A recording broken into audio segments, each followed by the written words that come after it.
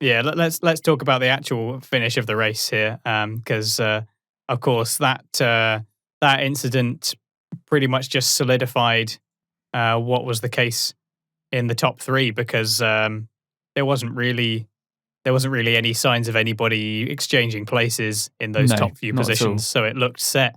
And I couldn't quite believe what I was watching. I'm like, unless something happens like what happened last week, which I guess could yet happen, Perez is going to win the race. Like, Perez has gone from dead last on lap one, and he's going to win the race.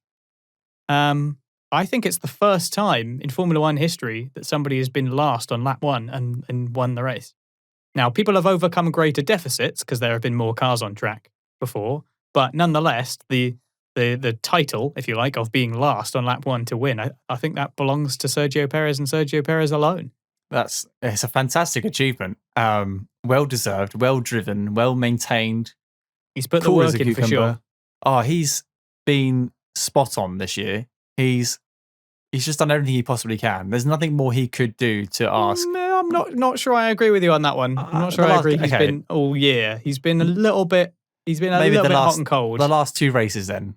Going towards the end of the season. Obviously, there's two races where he wasn't there. We can forgive him for that. It's not his fault.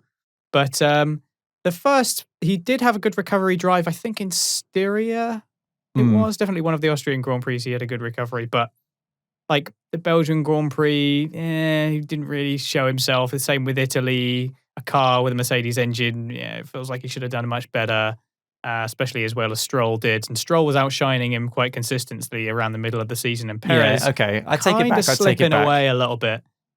We were talking about it. We were saying like Stroll, wow, he's really come alive. He's making Perez look not nearly as good. But when he got announced that his 3-year contract was ripped up and sorry, don't get any more. We're going to have Vettel instead. He came alive, and we know that he's capable of being a brilliant driver. He's been in this sport a long time, but this season he's been a little bit up and down. So I wouldn't say that he's been amazing all season, but certainly the closing stage of this season, he's been immense. So clearly, you tell this guy that his contract's no longer on, and he's going to put in a serious shift for you. And I guess you would, wouldn't you? Yeah. Your future in the sport is at stake. So he's shown absolutely what he's capable of. He holds the record for the longest amount of races before a race win, with 190 races participated in, and on his 190th. And to think that he may only get 191 races, I'm glad that he's walked away from if he walks away from Formula One this year, that he managed to get the win.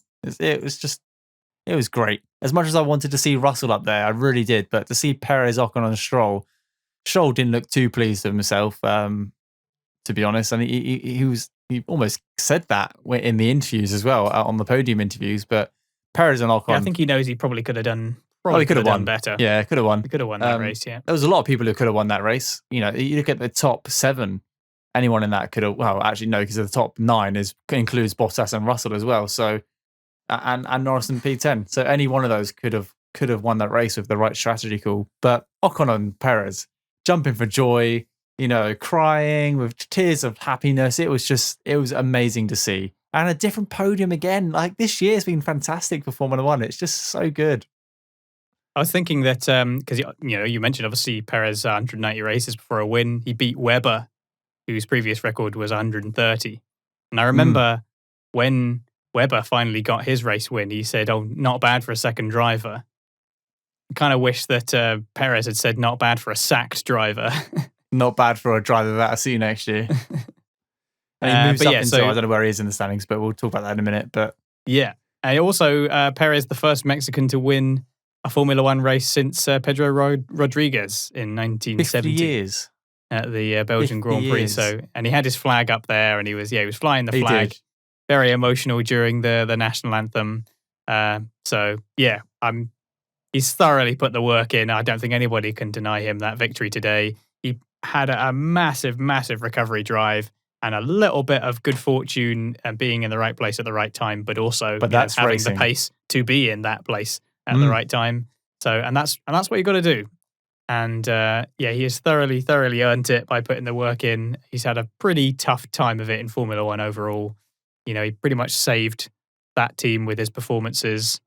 And he had a rough time of it when he was at McLaren. I believe he moved to Europe on his own when he was younger in order to continue his career. And he basically fair enough, he was kind of like alone in Europe in order to continue his career, because that was kind of where the racing largely was. A lot of those countries don't necessarily have as big a racing of course not. categories as they do here, just because of the history and the sport that happens to be behind it.